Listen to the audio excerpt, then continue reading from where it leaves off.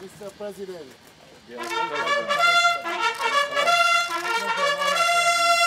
That's true. And this is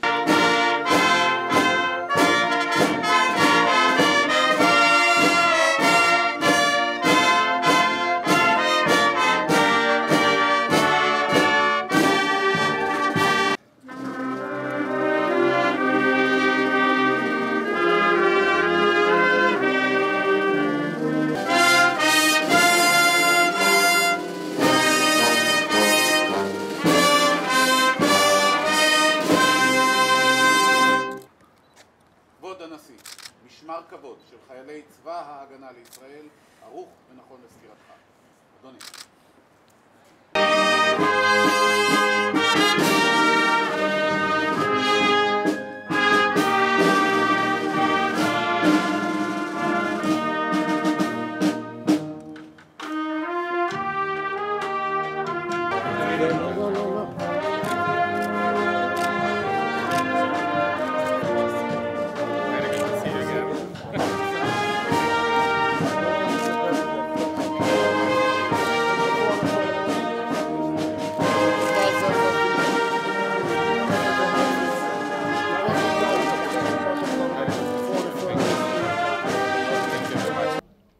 His Excellency President of Ukraine, we say in Israel, Ukraine. Mr. Petro Poroshenko and Mrs. Marina Poroshenko, the First Lady, ministers, Minister of the Israeli government, ministers of the Ukrainian government, members of parliament, members of Knesset, diplomats, distinguished guests. It is a great honor to welcome you, President and First Lady Poroshenko, on behalf of all the Israeli people. Welcome to Israel, welcome to Jerusalem, the city capital of Israel. When we speak about Jerusalem, we remember that today is a very important day in the Jewish calendar, a sad day, in fact. When we remember the siege on Jerusalem by King of Babylon 2,500 years ago, Nebuchadnezzar, which led to the destruction of the Holy Temple of the Jewish people and the exile of the Jewish people from their land. It is no coincidence then that many years later, after the destruction of the Holocaust, the rabbis choose this day to say the Morn's prayer, the Kaddish, for the victims of the Nazis. In the Ukraine, we remember a long history, a history of 1,000 years of Jewish life in the cities and towns of the Ukraine. In Kiev, in Odessa, in Lvov, and even in the imagination of the great Shalom Aleichem in the little town of Anatevka. Life that was almost totally wiped out by the Nazis who wanted to destroy the Jewish life and the Jewish people. We also know, however, that from these great, beautiful cities came the seeds of hope who rebuilt Jewish independence. In Odessa, Leon Pinska, as well as many other great Zionist leaders, lived and studied. My own teacher, Zev Jabotinsky, Zev Jabotinsky lived in Odessa and was born in Odessa, and that is something to emphasize. All students of Jabotinsky know, as he said, preserving the special character of a nation is essential for progress. I want to thank you. I want to thank you very much from the bottom of my heart for our country's decision to return the Torah scrolls and other Jewish religious items which were taken over time. This is a sign of our good relations and should be just one step in the strengthening of these ties. Our future depend on us learning the lesson of the past. And we must condemn together all forms of hatred, all forms of racism. Today, Ukraine and Israel enjoy wonderful progress of cooperation in education, medicine, culture, in economics, where our trade has grown from strength to strength. On this day, when we also look into the difficult past, it is a great pleasure, Mr. Minister, to welcome, Mr. President, to welcome you as we discuss how we can work together to build a better future for all of us. Thank you, Mr. President. Thank you very much indeed. Your Excellency, dear Mr. President Rivlin, dear First Lady, Your Excellencies, dear Ministers of the Israeli government, representative of the foreign nation, for me, as a President of the Ukraine and as a representative of a great nation, that's a great pleasure and a great honor to be together with you in the Holy Land. I have arrived as a President of the country which every single day wins back its independence, its sovereignty, and its territorial integrity. Although our stories with Israel are different, we still have the certain similarities. And one of those is about to building up a successful state against turbulent regional realities and under continuous attack of the terrorists. That's what we are in Ukraine these days, in Donbass. That's what you are in Israel years now. I've always admired faith and determination of the Israeli people. And we learn a lot from Israeli people: bravery, patriotism. That's very important for us. The way how the Jewish people have built up their country. The titanic efforts have been done to raise the country from the ashes and to save its traditions and culture. Since independence, your country has faced serious external military threats. In spite of this, you underwent a remarkable transformation. You propelled Israel to the top in science, economy, in military power. You, your country, stand united.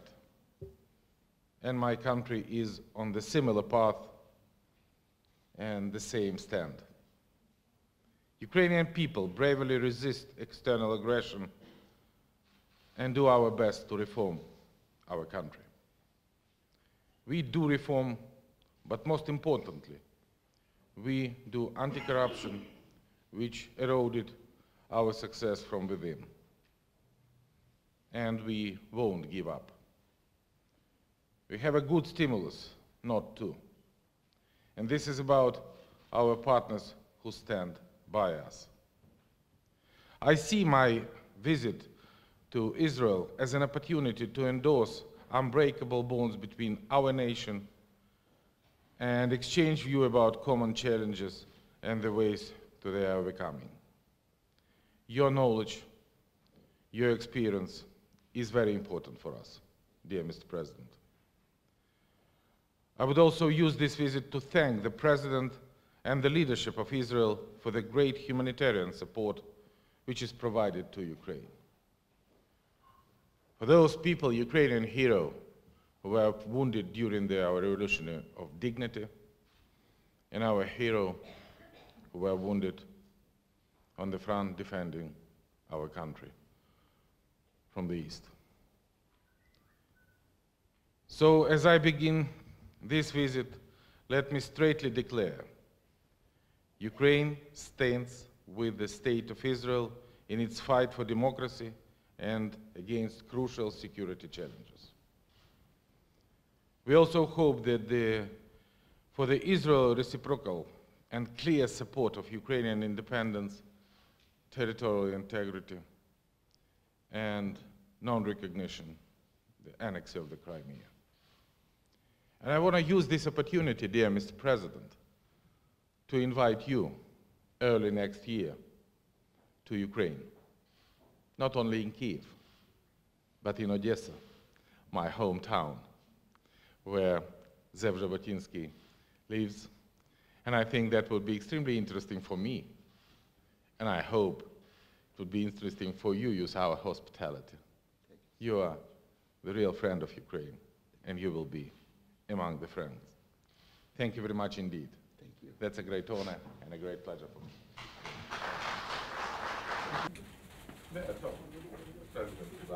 I would like once again to welcome you to Jerusalem, to welcome you, to welcome the First Lady, to welcome you ministers. All ministers are very quite young, once we are talking about. Although in Israel we have a lot of young ministers, the whole world is being kept now by the young people. And I understand that sometimes those who comes to the parliament and they are 29 or 28, they say, how come our ministers are the eldest people. But here in Israel still we have some people who are serving the people once they are 76 years old, although I must say that most of the government is being held as ministers by quite young members. I would like once again to mention and to emphasize the relationship between our two people for 1,000 years. There were ups and downs. We know about Babi Yar, we know about what have happened, and we know what connections and what tight we had. Really, the Jewish culture of our days, or the days of the last century, when we are talking about the great authors and the great Zionist leaders, we are talking, of course, on Odessa, the place that you have born. And I'm very excited to know that I will visit your place after having received your invitation, and could see the house that Jabotinsky actually lived at the time. So we welcome you once again. We have a lot to talk about, but if you would like to say something to the press, unofficially, that is the time. Afterwards, we will. They are very busy. They would like to go out, and then we can talk. we can talk some really not very important things that we have to discuss. Thank you very much indeed, dear Mr. President, for your hospitality, for your warm welcome. That's very important for us because we consider Israel as one of the most reliable partner, strategic partner in the sphere of security, in the sphere of political support, in the sphere of economic, humanitarian, cultural, and many other spheres of our relation. We consider our country as very close, despite of the distance, that lots of Ukrainian minority here in Israel consider Israel as their second motherland. I'm proud that several years ago, when I was a Minister of the Foreign Affairs, we established visa-free regime, and both Ukrainian and Israeli enjoy it very much, and we rise up significantly the number of tourists, people-to-people contact, and our nations start to be much closer. Our ministers has a lots of friends among your ministers. I want to say you that the Israeli group for cooperation with Ukrainian parliament is the most numerous in our parliament. We are the only who has, Mr. Rosenblatt can confirm that, we have a co-chair. So such a high level of competition to have an honor to be the part of this group. And I think that our relation between our country has a huge potential, really huge potential. And I want to dedicate that during our visit, we can discuss lots of points which can utilize the great potential our country has. We would be more than welcome for the Israeli investors. We're creating the unique investment climate now and using the Israeli technologies, Israeli scientific potential, Israeli the cooperation to create a joint venture with Ukrainian companies. This is exactly what we are looking for. We think that the activization of our political contact on the all level, this is also very important. And the fact that during the state visit of the President of Ukraine, my first state visit to Israel, have an opportunity to meet and to have negotiation with you, with the Prime Minister, to have an honor to have a floor and a speech in the Knesset. That is the symbol how close our nation is and how friendly is the relationship between our nation. I'm very proud of it. Thank you. I want to use this potential. Thank you very much indeed.